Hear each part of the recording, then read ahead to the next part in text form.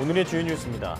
코로나19 신규 확진자가 좀처럼 줄지 않으면서 정부가 현행 거리두기와 5인 이상 사적 모임 금지 조치를 2주 더 연장하기로 했습니다.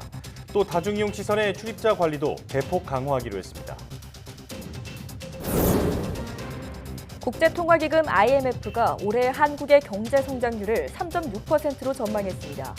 2달 만에 전망치를 0.5%포인트 상향 조정한 것으로 경기 회복에 따른 수출과 투자 증가세 등을 반영한 것으로 분석됩니다.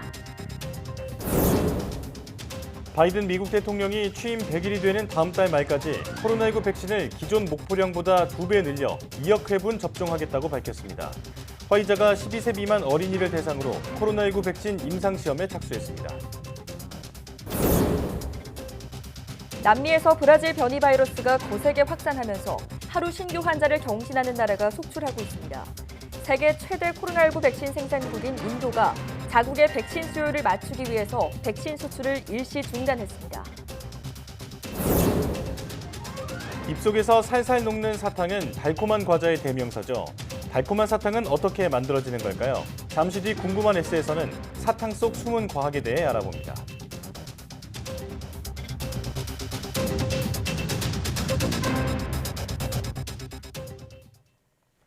여러분 안녕하십니까? 사이언스 투데이 시작합니다.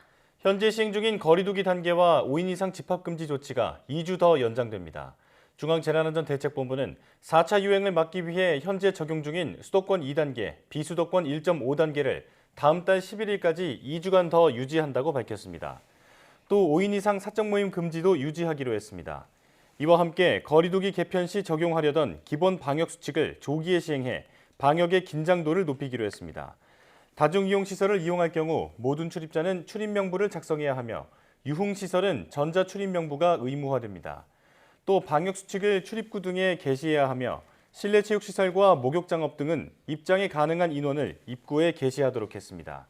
이 밖에 영화관과 PC방, 목욕장 등에서 음식물 섭취가 금지되고 공연장과 스포츠 경기장에 응원이나 함성을 지르는 행위도 못하게 했습니다. 정세균 총리의 발언 직접 들어보겠습니다. 새로운 거리두기 체계 개편 차원에서 준비했던 기본 방역 수칙을 앞당겨 적용하고자 합니다. 다중이용시설의 출입자 관리를 한층 강화하고 증상이 있다면 이용을 제한하겠습니다. 현장에 철저한 기본 방역 수칙 이행을 위해 일주일의 준비 기간을 두겠습니다.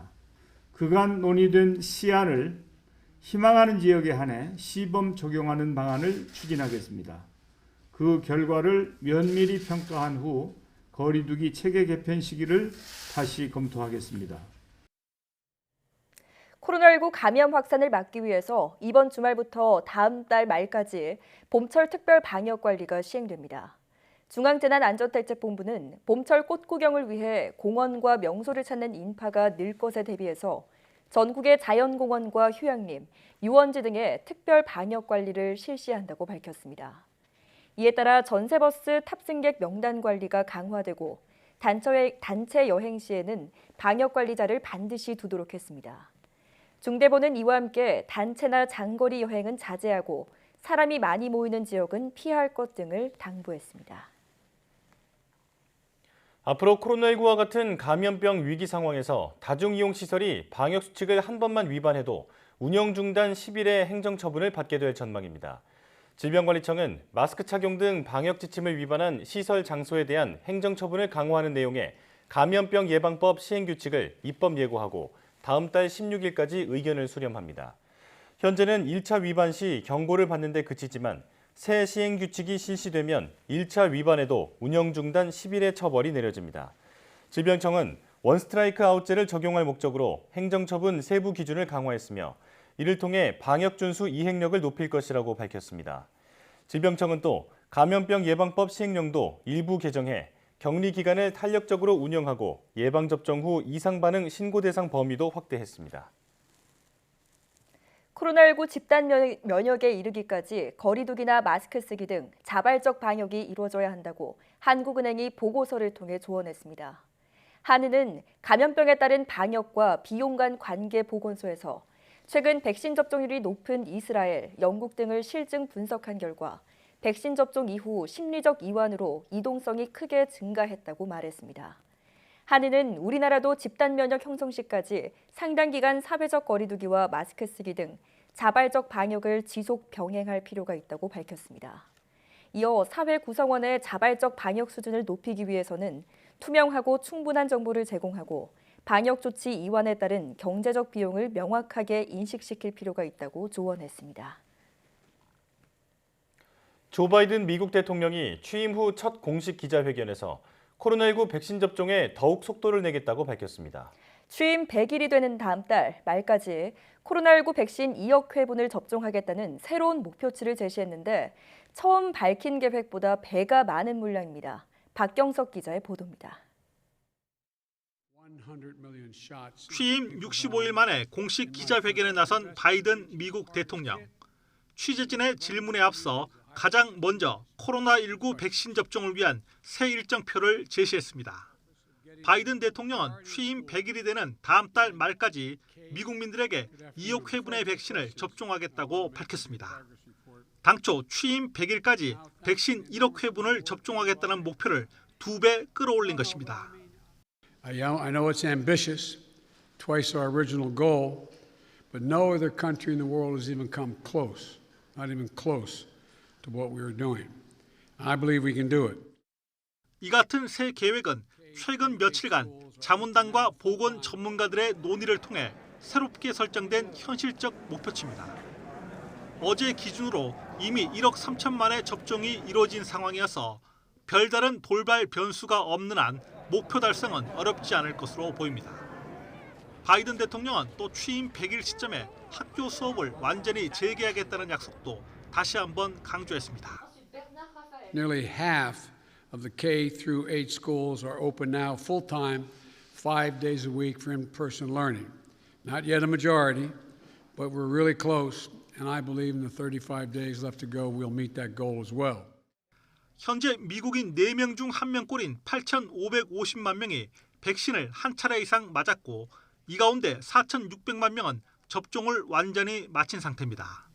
미국 정부가 백신 접종의 속도를 높이고 있는 가운데 독립기념일인 7월 4일이 되면 코로나19 바이러스로부터 독립할 수 있도록 만들겠다는 바이든 대통령의 약속이 지켜질 수 있을지 주목됩니다. YTN 박경석입니다. 미국의 제약회사 화이자가 12살 미만 어린이를 대상으로 코로나19 백신 임상시험에 착수했습니다. 로이터 통신에 따르면 화이자는 현지 시각 24일 임상시험에 자원한 어린이를 대상으로 첫 시약을 투입했습니다.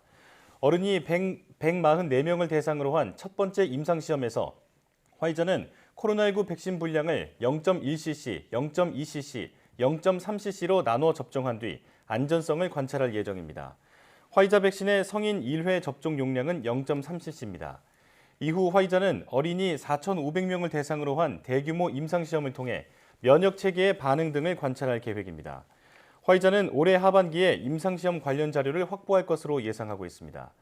계획대로라면 내년 초부터 12살 미만 어린이에 대한 화이자 백신 접종이 가능해질 것으로 예상됩니다. 12살부터 15살까지 어린이를 대상으로 한 화이자 백신 임상시험은 현재 진행 중입니다.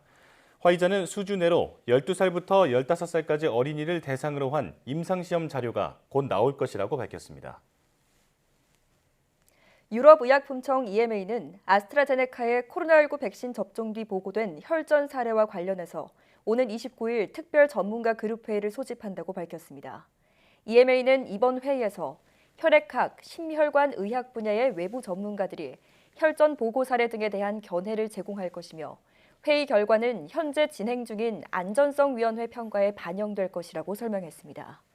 이번 전문가 그룹 회의 결과를 반영한 EMA의 최신 권고는 다음 달 6일에서 9일 열리는 전체 회의 기간 중에 나올 예정입니다. 앞서 EMA는 아스트라제네카 백신 접종이 혈전의 전체적인 위험 증가와 관련이 없다는 결론을 내리고 다만 매우 드물게 발생하는 뇌정맥동 혈전증 등에 대해서는 추가 분석이 필요하다고 밝힌 바 있습니다. 남미의 코로나19 확산세가 심상치 않습니다. 브라질은 처음으로 하루 신규 확진자가 10만 명 넘게 나왔습니다. 브라질발 변이 바이러스가 무서운 속도로 확산하면서 브라질과 인근 국가들이 코로나 사태 후 최악의 상황을 맞고 있습니다. 김형근 기자의 보도입니다. 브라질은 코로나 사태 후 처음으로 하루 신규 확진자가 10만 명을 넘어섰습니다. 미국보다 거의 2배 정도 많습니다. 브라질과 국경을 맞댄 나라들도 심상치 않습니다. 페루 역시 신규 확진자가 12,000명을 넘어서며 역대 최고치를 기록했습니다.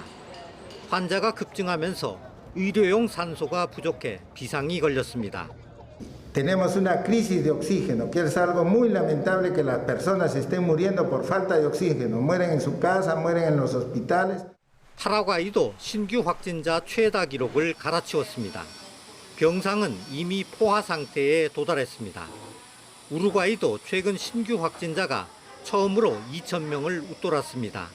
베네수엘라도 지난해 9월 이후 처음으로 1,000명대 확진자가 나왔습니다.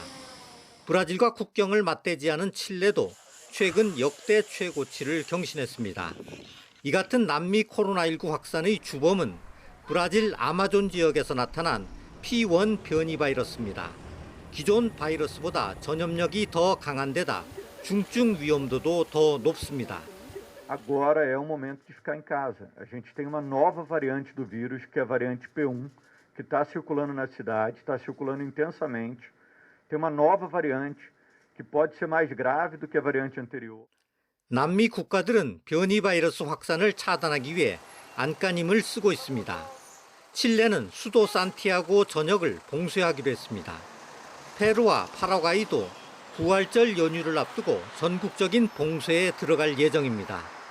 세계보건기구 WHO는 남미의 폭발적인 확산세가 전 세계를 위협할 가능성이 크다고 경고했습니다.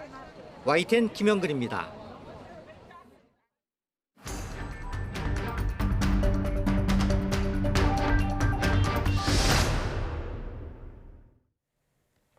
코로나19 확산세가 이어지면서 국내 신규 확진자가 494명을 기록했습니다.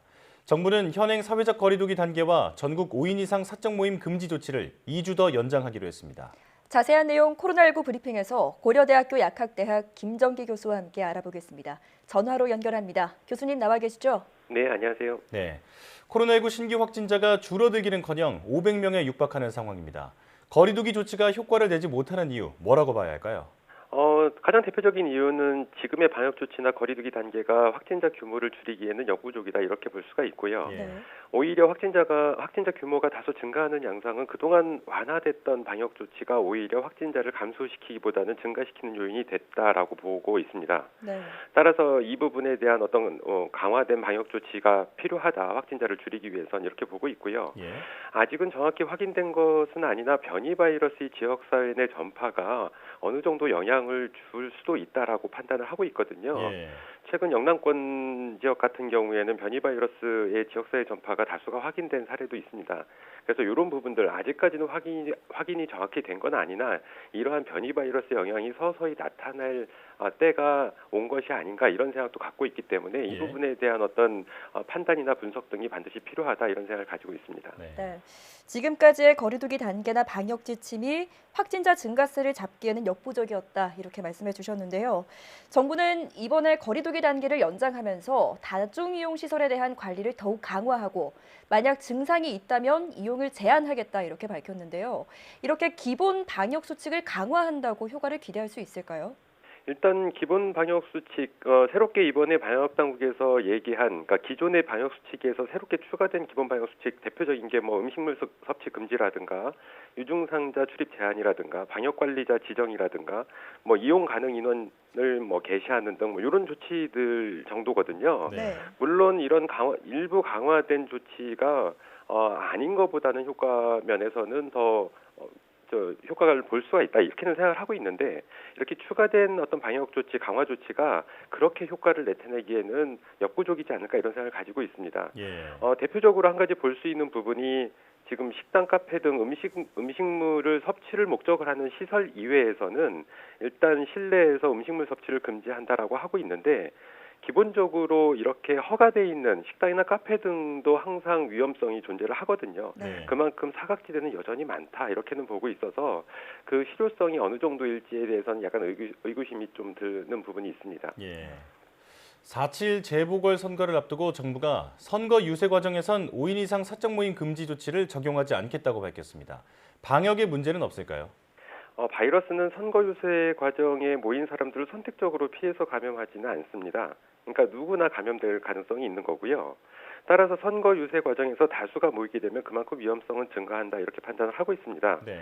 다만 정부에서 선거 유세 과정 중 5인 이상 집합 금지를 적용하지 않는다라고 결정을 일단 한 만큼 타인과 접촉 시에는 반드시 마스크 착용 등 개인 방역 수칙을 철저히 지켜야 되는 부분이 있고요. 특히나 함께 모여서 음식물을 먹는 행위는 절대 하지 말아야 된다 이렇게 생각을 하고 있습니다. 네. 그래서 기본적으로 마스크 착용을 철저히 하고 제대로 마스크를 착용해야 된다라고 보고 있습니다. 네. 이어서 백신 이야기로 넘어가겠습니다. 백신 접종이 시작되고 지난 한 달간 현재까지 누적 접종자는 73만여 명입니다. 하루 평균 2만 7천여 명 수준인데 현재 속도로는 11월까지 집단 면역 달성이 힘들 거라는 우려가 나오자 정부는 하루 110만여 명까지 접종할 수 있도록 하겠다 이렇게 밝혔습니다. 현실성이 있을까요? 일단 우리나라 의료 수준을 볼 때는 접종 시스템 상으로는 충분히 가능하다 이렇게 보고 있습니다. 네. 그러니까 방역당국에서 지금 지역 예방접종센터를 전국 단위로 설치를 하고 그리고 위탁 의료기관도 만여 개소로 이상으로 확대하겠다 이렇게 가동을 하면 충분히 가능하다 이렇게 보고 있거든요. 네. 제가 보기에도 이렇게 하면 접종 시스템 상으로는 문제가 없는데 가장 중요한 게 이런 접종 시스템도 물론 중요하긴 하지만 백신의 공급이 가장 중요하거든요. 네. 근데 지금 도입 시기가 확정된 백신 물량이 1,000만 명 수준이 안 됩니다. 한 890만 명 수준밖에 안 되고요. 나머지 계약 물량, 대부분의 계약 물량이 아직 도입 실정이 미정입니다. 그래서 실제로 접종 시스템을 갖추는 거 기본적으로는 가장 중요하긴 하지만 이거보다는 백신 공급이 제때 들어올 거냐 이 부분을 점검을 하고 확정을 짓는 게 가장 중요하지 않을까 이런 생각을 가지고 있습니다. 예. 의료 시스템 역량은 충분한데 백신 물량 확보가 관건이다 이렇게 말씀해 주셨습니다. 어린이는 임상 자료가 없어서 지금은 백신 접종 대상에 포함되지 않죠. 이런 가운데 화이자가 12살 미만 어린이를 대상으로 임상 시험에 착수했습니다. 어린이들은 언제쯤 백신을 맞을 수 있을까요? 앞으로 임상시험 일정을 보면 일단 대상자 선정을 확정을 해야 되는 부분이 있고요. 그다음에 한 달 간격으로 2회 접종을 해야 되기 때문에 여기서 한 달 정도 소요가 됩니다. 그리고 접종 후에도 일정 기간 모니터링이 필요하고 그리고 나중에 결과가 나왔을 때 결과 분석하는 시간도 있고 네. 허가 심사를 받는 부분도 있거든요. 그래서 아무리 빨라야 최소 3개월 이상은 걸리지 않을까. 그래서 아무래도 12세 미만의 어린이들이 접종이 들어갈 수 있는 시기는 3분기 정도가 되지 않을까 이렇게 생각을 하고 있습니다. 네. 다음 달부터는 75세 이상 어르신들을 대상으로 접종이 시작될 예정인데 고령층인 만큼 우려도 나오고 있거든요. 접종 시 주의해야 할 점을 말씀해 주시죠. 일단 접종 시까지 건강 관리를 잘 신경을 써서 관리를 하셔야 된다 이렇게 보고 있고 그리고 일단 접종 일정이 나오게 되면 가족이나 보호자에게 반드시 접종 날짜 등 일정을 알려야 됩니다. 그래서 만일의 사태, 그러니까 사후 모니터링, 그러니까 이 접종 후에 모니터링을 하셔야 되는데, 네.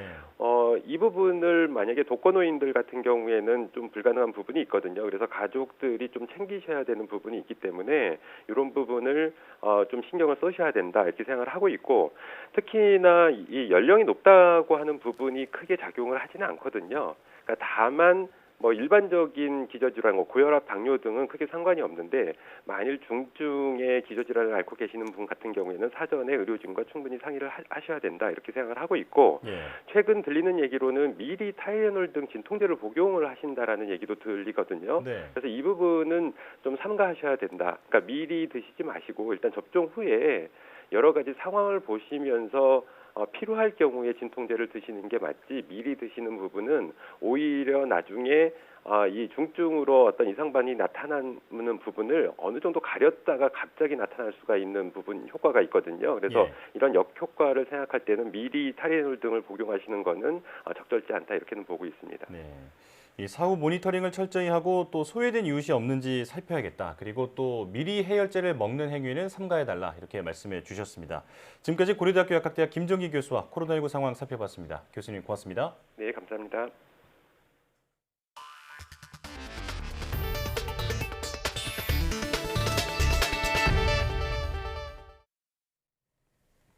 국제통화기금 IMF가 올해 우리 경제의 성장률 전망치를 2달 만에 0.5%포인트 상향 조정했습니다.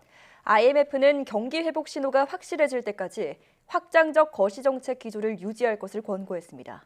오인석 기자입니다. 재정통화당국과 연례 협의를 마친 IMF가 올해 우리 경제 성장 전망을 대폭 상향 조정했습니다. 지난 1월 3.1% 성장 전망치를 불과 2달 만에 0.5%포인트 높여 3.6% 성장할 것으로 예측했습니다. 이는 정부 전망치 3.2%를 비롯해 한국은행과 OECD, KDI 전망치보다 높은 수준입니다. IMF는 주요국 경기 회복에 따른 수출과 투자 증가세, 여기에 15조 원의 추가 경정 예산안 등을 반영했다고 밝혔습니다. 반면에 서비스 분야와 소비는 미흡하고 고용 분야는 여전히 코로나 이전보다 상당히 낮은 수준이라고 지적했습니다. IMF는 경기 회복 신호가 확실해질 때까지 확장적 거시 정책 기조를 유지할 것을 권고했습니다. 추가 재정 확대를 통해 피해 계층에 대한 선별 지원이 필요하다고 조언했습니다. 통화 정책과 관련해서는 보다 완화적인 통화 정책은 향후 경제 회복을 견고히 하고 물가 안정 목표에 더욱 가깝게 운영하는 데 기여할 것이라고 진단했습니다. 가계부채 증가세가 지속될 경우에는 규제를 강화할 필요가 있다고 권고했습니다. 기획재정부는 IMF의 평가는 우리 경제가 코로나 위기에서 가장 강하게 빨리 회복하는 선도그룹 국가 중 하나라는 것을 의미한다고 강조했습니다.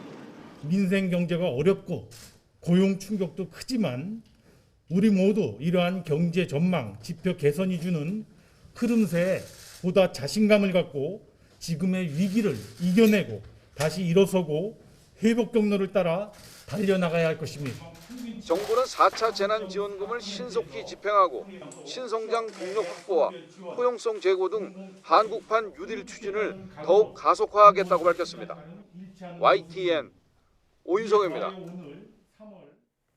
소비자 심리가 코로나19 확산 이전 수준을 회복했습니다.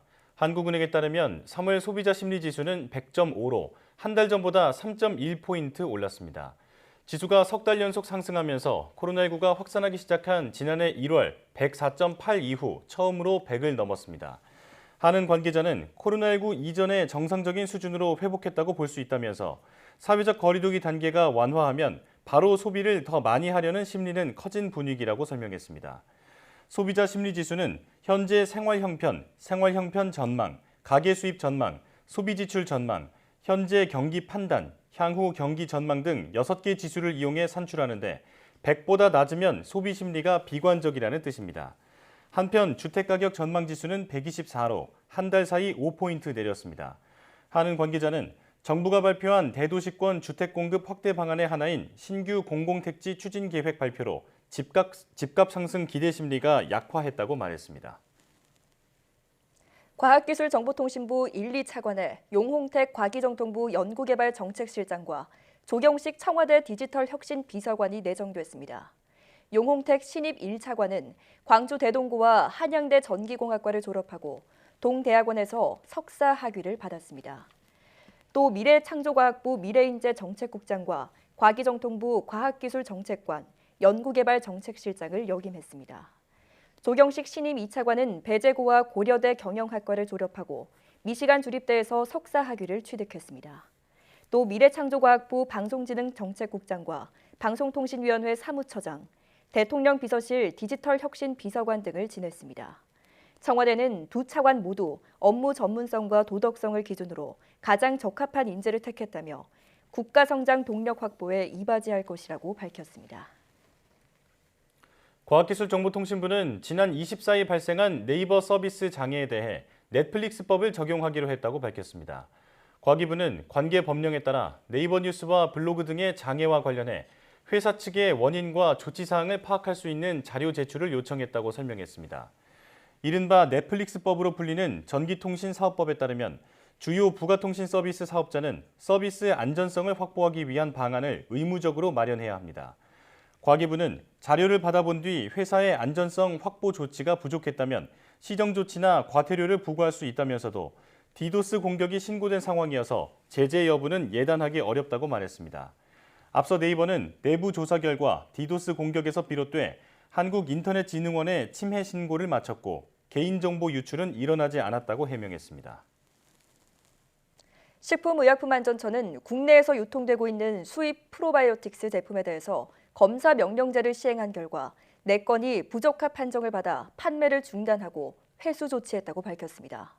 식약처는 지난달 15일부터 한 달간 수입 프로바이오틱스 제품 37건에 프로바이오틱스의 수와 붕해도, 즉 위와 장에서 캡슐 등이 녹는 정도, 그리고 대장균군을 검사했습니다. 검사 결과 프로바이오틱스 함량이 표시량에 못 미친 제품은 미국 팜테크사의 PB5000 파워골드 플러스와 캐나다 프라임 헬스사의 프로바이오틱스 100억 제품이고, 붕해도가 부적합한 제품은 미국 라이프블룸사의 PB10 골드 500 제품 2건입니다. 해당 제품은 회수 폐기될 예정이며 제품을 구매한 소비자는 구입처에 반품을 요청하면 됩니다. 검사 명령제는 반복해서 부적합 판정을 받은 수입식품을 식약처장이 지정한 시험 검사기관에서 검사받도록 수입자에게 명령하는 제도입니다. 완연한 봄 기운 속에 남쪽부터 벚나무가 꽃망울을 터뜨리고 있습니다. 하지만 코로나19 확산 위험 속에 지난해와 마찬가지로 올해도 벚꽃 축제는 줄줄이 취소됐는데요. 축제가 없어도 많은 인파가 벚꽃 명소에 몰릴 것으로 보여 거리 두기가 실종되지 않을까 걱정입니다. 김종호 기자가 보도합니다. 산책로 위로 낮게 들이운 나뭇가지가 하얀 꽃잎으로 물들었습니다. 좁은 산책로를 따라 긴 벚꽃 터널이 생겨 장관을 연출합니다. 평일이지만 산책로는 꽃을 보러 온 시민들로 가득합니다. 부산 지역 벚꽃 명소 가운데 하나인 낙동 제방 벚꽃길입니다. 매년 봄에 열리다가 지난해 코로나19로 취소됐던 벚꽃 축제는 올해도 열리지 않습니다. 축제가 없다고 해서 산책로가 폐쇄되는 건 아니어서 주말이 되면 꽃도 인파도 절정을 이룰 전망입니다. 부산 온천천도 꽃망울을 터뜨린 벚나무로 화사함이 하루가 다릅니다. 마찬가지로 이번 주말이면 꽃 구경 인파로 붐빌 전망이어서 가장 걱정되는 게 코로나19 방역입니다. 벚꽃 명소가 있는 지자체는 거리 두기 실천을 강조하는 현수막을 더 붙이고 화장실 등 다중이용시설 소독도 강화하는 등의 대책은 마련했습니다. 지금 안 그래도 이번 주가 좀 절정이 돼서요. 모여있거나 음식물 섭취하는 거 못하게 하려고 제동하는 걸로 하고 있거든요. 하지만 인파를 차단하거나 대규모 인력을 투입해 관리하는 적극적 조치는 아닙니다. 야외라고 하더라도 밀집된 장소에서는 감염의 전파가 이루어질 수 있다는 점을 좀 기억해 주셨으면 합니다. 자칫 꽃 구경에 실종될 수 있는 거리 두기. 지자체가 소극적 방역 대책을 마련한 만큼 시민들 주의가 더 필요한 상황입니다. YTN 김종호입니다. 코로나19로 중단했던 경기도 안성 남사당 바우더기 풍물단 공연이 이번 주말부터 시작됩니다. 줄타기로 유명한 안성 바우더기 풍물단은 그동안 연습을 쉬지 않고 해온 데다 프로그램도 새롭게 꾸며 볼거리가 더 풍성해졌다고 합니다. 김학무 기자의 보도입니다.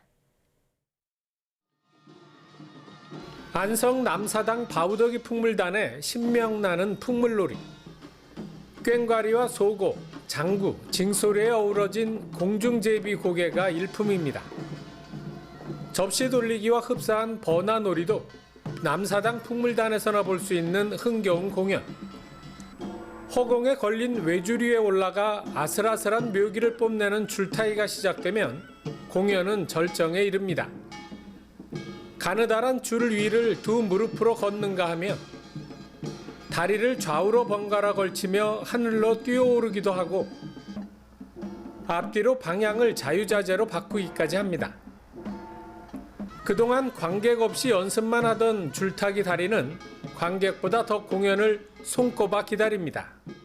설레이기도 하고 관객분들이 어떻게 봐주실지 기대도 되고 많은 분들께서 저희 공연 보시고 좀 위로를 받으시고 즐거워해 주셨으면 좋겠어요. 2002년 창단한 뒤 쉬지 않고 공연을 이어오다 지난해부터 관객을 보지 못했던 풍물단은 그동안 새 프로그램을 만들어 연습에 매진했습니다. 업그레이드 했다고 할까요? 예, 그래서 더 연희적인 측면도 많이 볼 수 있고요. 또 연기적인 측면들도 저희가 많이 준비해서 그런 장면들을 여러모로 볼 수 있을 것 같습니다. 안성시는 이번 주말부터 11월까지 정기 공연을 이어가고 지난해에 걸은 10월 바우더기 축제도 열 계획입니다. 새로움을 더할 수 있는 연출이나 기획들을 또 집중할 거고요. 또 우리 안성에 있는 아이들, 젊은 친구들이 우리 남사당의 미래의 단원이 될 수 있도록 해나갈 생각입니다. 안성 바우더기 풍물단의 흥겨운 공연은 코로나 시대를 버텨온 관객들의 시름을 덜 것으로 보입니다. YTN 김학무입니다.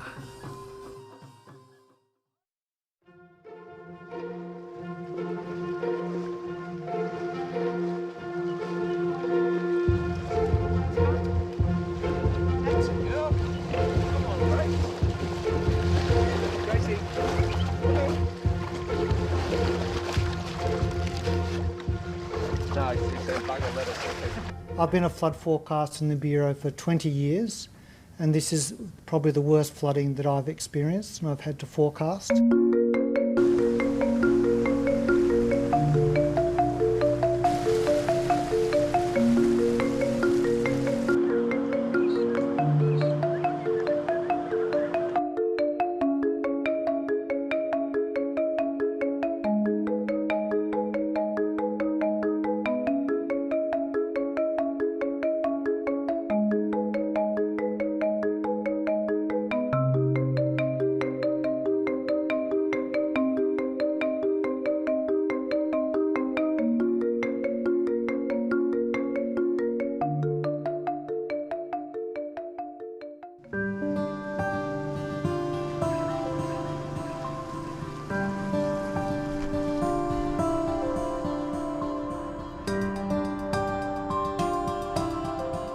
Neighbours have some cattle and horses, and they've basically run out of high ground that's got feed in it, and we're just taking some feed down for them to get them through the rest of the week, so the livestock doesn't starve, basically.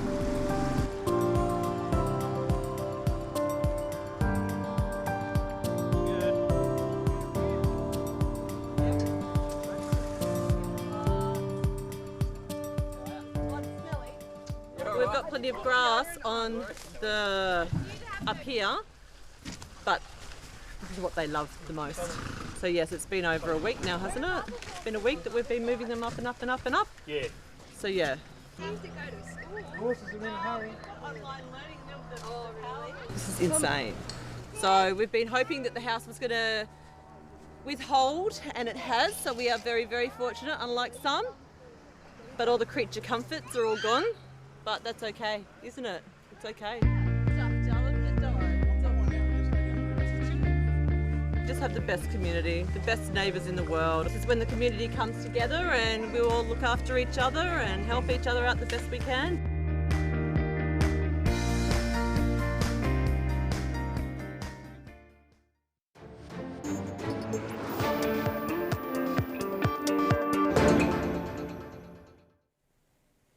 한 주간 가장 주목받은 과학 소식을 하나로 모아보는 사이언스 핫5 시간입니다. 네, 이번 주에는 어떤 이야기가 시청자들의 이목을 끌었을지 알아보겠습니다. 스튜디오에 이동은 기자 나와 있습니다.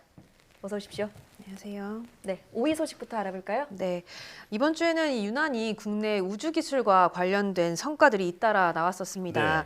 네. 먼저 우리 독자 기술로 완성한 차세대 중형위성 1호가 이 발사에 성공하면서 궤도에 무사히 안착을 했습니다. 네. 차세대 중형위성은 지난 주말로 발사가 예정돼 있었지만 이 발사체 상단부에 문제가 생기면서 두 차례나 연기된 끝에 결국 월요일에 발사가 됐습니다. 위성은 발사 후에 102분 만에 노르웨이 스발바르 기지국과 첫 교신에 성공을 했고요. 예. 이후에는 이 대전에 있는 지상국과도 교신에 성공했는데요. 이번에 이 차세대 중형 위성의 발사로 인해서 우리나라도 이제 민간 주도의 위성 시대를 열었다, 이런 평가를 받고 있습니다. 네. 또 이 목요일에는 이 한국형 발사체 누리호의 1단 엔진 연소 시험이 성공적으로 마무리가 됐죠. 지난달에 이 100초 연소 성공에 이어서 이번에 이 127초 동안의 이 연소에 성공하면서 이 최종 목표를 결국은 달성은 한 건데요. 네. 이로써 핵심 기술인 엔진의 성능 검증이 모두 끝난 상태입니다. 누리호는 이제 이 오는 10월에 위성 모델을 탑재한 뒤에 1차 발사를 거치게 되고요. 내년 5월에는 실제 위성을 태우고 본발사에 도전할 예정입니다. 네. 문재인 대통령이 2030년까지 우리 기술로 달에 사람을 보내겠다 이렇게 얘기를 했었는데 꼭 실현됐으면 좋겠네요. 자, 다음 소식은 뭔가요?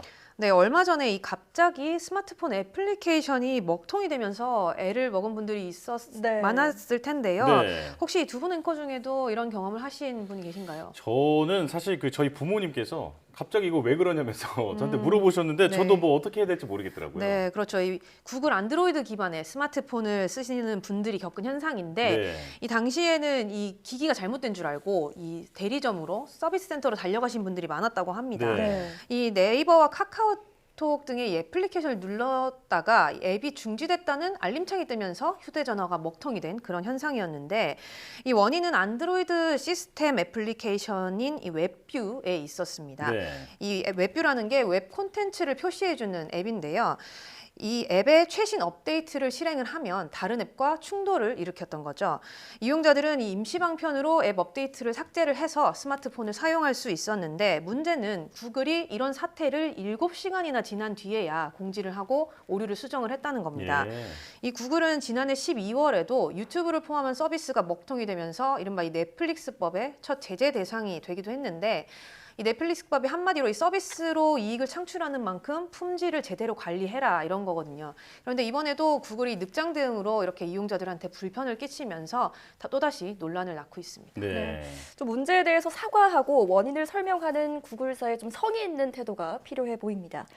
코로나19 이야기로 넘어가 보겠습니다. 코로나19와 관련해서도 눈에 띄는 연구 성과들이 보이고 있죠. 네, 그렇습니다. 이 최근 백신 접종이 활발해지면서 사실 이 경각심이 조금은 느슨해지는 상황인데 네. 이런 가운데 이 코로나19 환자의 경우도 40%는 완치 후에 또 이 코로나19에 걸릴 수 있다는 연구 결과가 나왔습니다. 이 미국과 싱가포르 연구팀이 코로나19 환자 160여 명을 분석해 본 결과인데요. 대상자의 12%는 완치 후에 이 중화항체가 전혀 만들어지지 않았고요. 또 27%는 항체가 생겼다가 바로 줄어들어서 이 충분한 면역 반응을 보이지 못했습니다. 예. 그러니까 합하면 이 한 40%에 가까운 환자가 완치 후에도 이 코로나19 재감염의 위험이 여전히 있다는 거죠. 이런 비슷한 주장이 러시아에서도 나왔는데요. 러시아 백신 개발 담당 기관의 전문가가 이 코로나19에 걸렸다 완치된 사람도 한 20% 정도는 항체가 없었다 이런 분석을 내놨습니다. 네. 코로나19를 앓고 나도 보호 항체가 생기지 않을 수 있다는 거니까 결국은 이 감염 후에 완치됐다고 하더라도 방심하지 말고 반드시 항체 형성 여부를 확인을 해서 없을 경우에는 백신 접종을 해야 할 것으로 보입니다. 네. 여러모로 백신 접종은 필수네요. 네. 네. 자, 우리나라에서도 고령층 백신 접종이 본격화했는데요. 어르신들이 백신을 맞을 때 주의해야 할 점은 없을까요? 네, 저희가 이번 주에 이 코로나19 브리핑을 통해서도 전문가의 이야기를 많이 들어봤었는데 네. 보도 내용 한 번 더 짚어보자면 이 우선 열이 심하거나 이 의식이 또렷하지 않을 경우 어르신들은 이 백신을 맞아서는 안 됩니다. 네. 이 또 어르신들이 만일 의사 표현을 제대로 하지 못한다 싶으면 접종을 미뤄야 되고요. 또 이 특히 다음 달에 백신을 맞게 되는 75세 이상 어르신들의 경우는 외출이나 이동이 어려울 정도로 거동이 불편하시면 백신 접종에서 제외되게 됩니다. 예. 또 만약에 기저질환이 있으셔서 외부로 이동할 경우 혹시나 이 질환이 악화할 우려가 있는 이런 분들도 백신을 맞을 수가 없습니다. 또 이 접종 후에 몸 상태를 살피는 게 굉장히 중요한데요. 아나필락시스 같은 우리가 우려하는 이런 중증 이상 반응이 생길 경우에도 그 자리에서 바로 발견만 되면 회복을 할 수 있으니까요. 반드시 30분 이상 머물면서 안내에 따르시는 게 좋겠습니다. 예. 네, 전문가들도 컨디션이 좋을 때 백신을 맞는 것을 권장하고 또 접종 후에 상태를 잘 지켜보는 것에 대한 중요성을 강조하고 있잖아요. 무엇보다 안전에 최우선을 두고 접종이 진행됐으면 좋겠습니다. 올해는 벚꽃도 일찍 피고 예년 같으면 한창 봄 축제가 열릴 때인데 분위기가 좀 많이 다릅니다. 그렇죠. 네, 좀처럼 이 코로나19 확산세가 꺾이지 않으면서 이 봄나들이 분위기도 좀 한풀 꺾이고 있습니다. 네. 이 먼저 대표적인 봄 행사였던 이 여의도 봄꽃 축제가 취소가 됐는데요. 다음 달 1일부터 12일까지 이 서강대교 남단부터 국회의원회관 사거리 구간이 통제가 됩니다. 대신에 이 4월 5일부터 11일까지 90분씩 하루 7번으로 시간대를 나눠서 온라인 신청으로 이 봄꽃 축제를 신청을 받기로 했는데 네. 회차마다 이 관계자를 포함해서 99명까지 입장이 가능하다고 하니까 이 방법을 이용하시면 직접 봄꽃 축제를 즐기실 수 있을 것 같습니다. 예. 또 이른바 비대면 축제를 선택한 곳도 있습니다. 이 홍성 남당항의 세조개 축제의 경우는 지역 상인들이 직접 유튜브의 영상에 출연을 해서 홍보에 나섰는데 온라인으로 축제를 알리기도 하고 또 이 밀키트라고 하죠. 간편 조리식품들을 판매를 하면서 새로운 절충안을 찾아내기도 했습니다. 뭐 이렇게 지역마다 축제를 취소한다거나 아니면 이 새로운 방법으로 자구책을 마련하고 있는데 뭐 봄맞이에 들떠서 이렇게 몰리는 인파를 강제로 막을 수는 없는 만큼 이 어딜 가든 알아서 스스로 방역 수칙을 지키는 게 중요할 것 같습니다. 네. 작년부터 벚꽃 구경, 단풍 구경 못 가는 게 이번이 마지막이었으면 좋겠다 이런 네. 얘기를 했는데 정말로 축제 못 가는 게 이번이 마지막이었으면 좋겠습니다. 이동 기자 잘 들었습니다.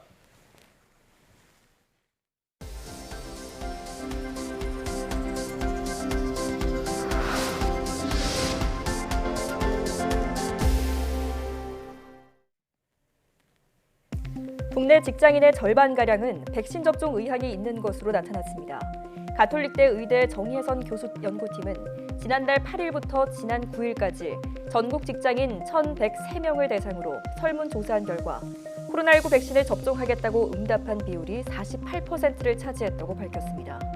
또 33%는 다른 사람이 맞은 후에 부작용 등을 관찰한 후 결정하겠다고 답했으며 6%는 코로나19 백신을 접종하지 않겠다고 답한 것으로 나타났습니다. 국내 연구진이 하지불안 증후군에서만 나타나는 특정 단백질을 발견했습니다. 서울대병원 정기영, 분당차병원 신정원 교수팀은 하지불안 증후군 환자 7명과 정상인 6명의 혈액을 비교한 결과 하지불안 증후군 환자에게서만 관찰되는 특이 단백질 8개를 찾았다고 밝혔습니다.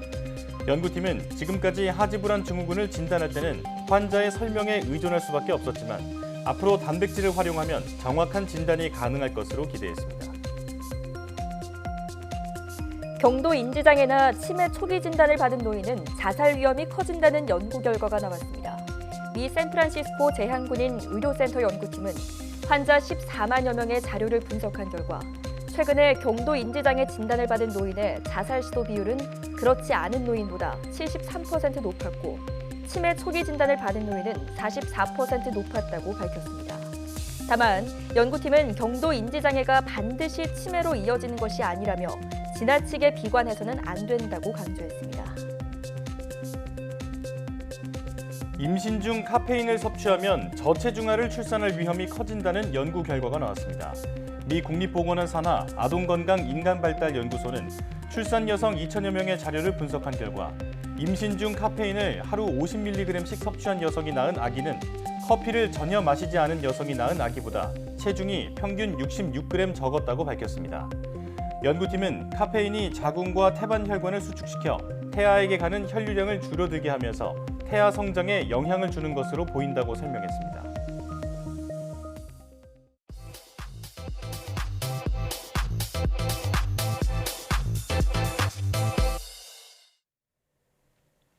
과학에 대한 모든 궁금증을 풀어주는 궁금한 S 시간입니다. 입안에 쏙 넣으면 저절로 기분이 좋아지는 간식이 있죠. 바로 사탕인데요. 그런데 사탕을 이용해서 과학 실험이 이루어지거나 첨단 기술이 개발되었다는 사실 알고 계셨나요? 사탕과 관련된 재미있는 과학, 지금 바로 화면으로 만나보시죠.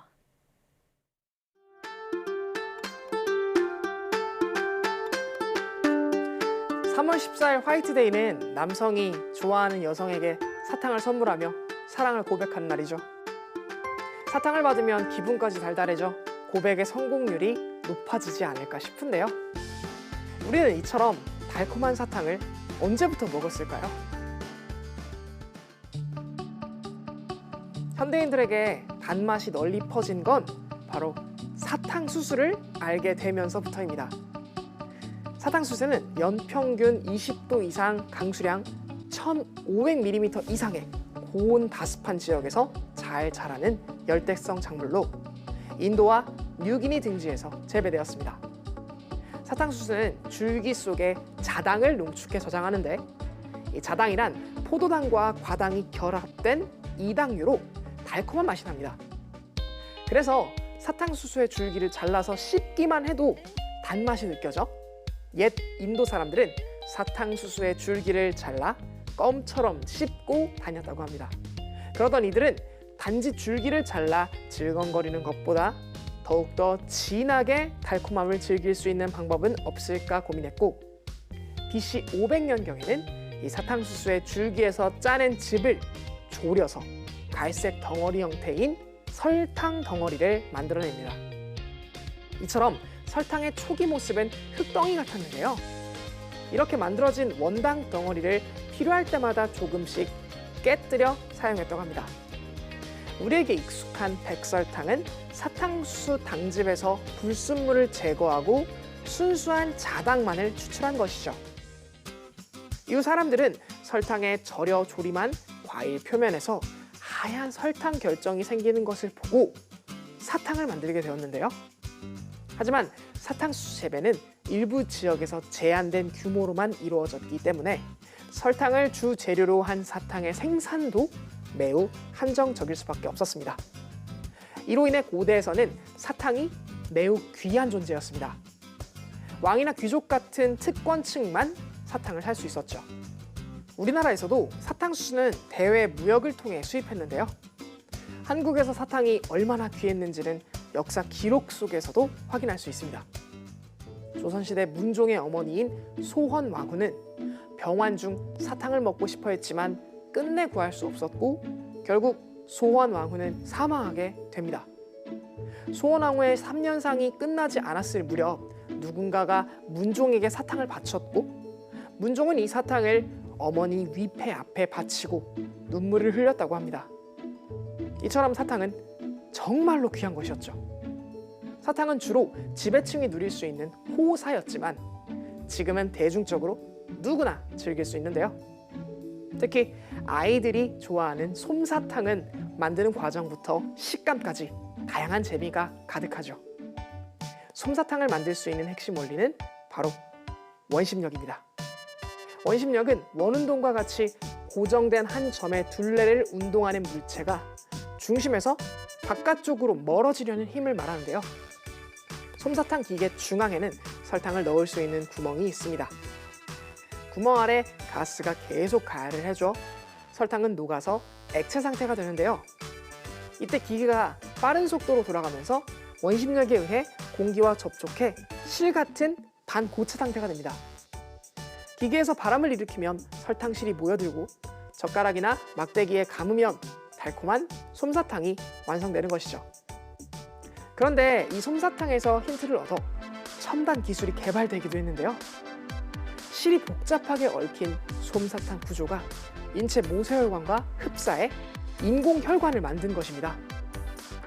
미국 반더빌트 대학교 성학준 교수팀은 설탕 대신 열 반응성 하이드로젤이라는 물질로 실 뭉치를 만들었습니다. 이 열 반응성 하이드로젤은 인공적으로 만든 사슬 모양의 화학 물질로 평소에는 액체 상태이지만 32도의 온도에서는 사슬이 서로 결합해서 고체로 변하는데요. 온도에 따라 상태를 쉽게 변화시킬 수 있고 인체에 해를 주지 않아 인공 생체 재료로 많이 사용됩니다. 실제로 연구팀이 실험해 본 결과 솜사탕 기계로 만든 인공 모세혈관은 실제 모세혈관처럼 주변의 세포에 화학물질을 성공적으로 전달했습니다. 그런가 하면 엉뚱한 실험을 한 과학자도 있었어요. 우리가 보통 막대사탕을 먹을 때 열심히 혀로 핥아 먹다가 중간에 깨물어 먹곤 하잖아요. 그런데 깨물어 먹지 않고 혀로 얼마나 핥아야 막대사탕을 다 먹을 수 있을지 실험을 한 것이죠. 연구팀은 막대사탕을 수로에 넣고 사탕 위쪽으로 물을 흘려보냈는데요. 이때 사탕의 모양과 크기, 물의 속도를 바꿔가며 실험했습니다. 그 결과 처음 모양이나 크기에 상관없이 사탕은 녹아서 언제나 일정한 모양이 된다는 것을 알아냈는데요. 연구팀은 이 실험 결과를 바탕으로 수학 공식을 도출했습니다. 이 공식에 따르면 구 모양의 사탕 1cm를 녹이려면 1000번은 핥아야 한다는 계산이 나옵니다. 결과적으로 사탕을 핥아 먹는 것도 과학이 녹아있는 셈이죠. 이번 연구는 바다와 같이 흐르는 물이 어떻게 지형을 바꾸는지 연구하는 지질학과 화학물질의 용해를 연구하는 화학 분야에 도움이 될 전망이라고 하네요. 오늘 궁금한 S에서는 달콤한 사탕의 역사와 과학적 연구에 대해 알아봤는데요. 우리가 일상에서 흔히 볼 수 있었던 사탕에도 이런 과학이 숨어 있다는 게 정말 놀랍지 않나요? 그럼 궁금한 S는 여기서 인사드릴게요. 과학에 대한 궁금증이 있다면 언제든 유튜브에 사이언스 투데이를 검색해주세요. 이상 궁금한 S였습니다.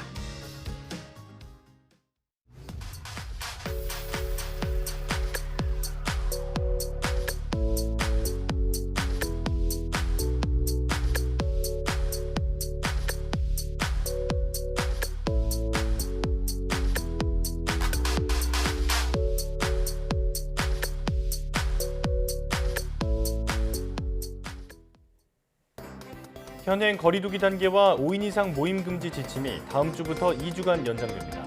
또 다중이용시설 출입과 관리를 더욱 강화하고 만약 증상이 있다면 이용을 제한하겠다고도 밝혔는데요. 방역 정체기를 벗어나 안정기로 접어들기 위한 추가적인 방역 조치인 만큼 우리 모두의 적극적인 협조가 필요하겠습니다. 사이언스 투데이 마칩니다. 함께해 주신 여러분 고맙습니다.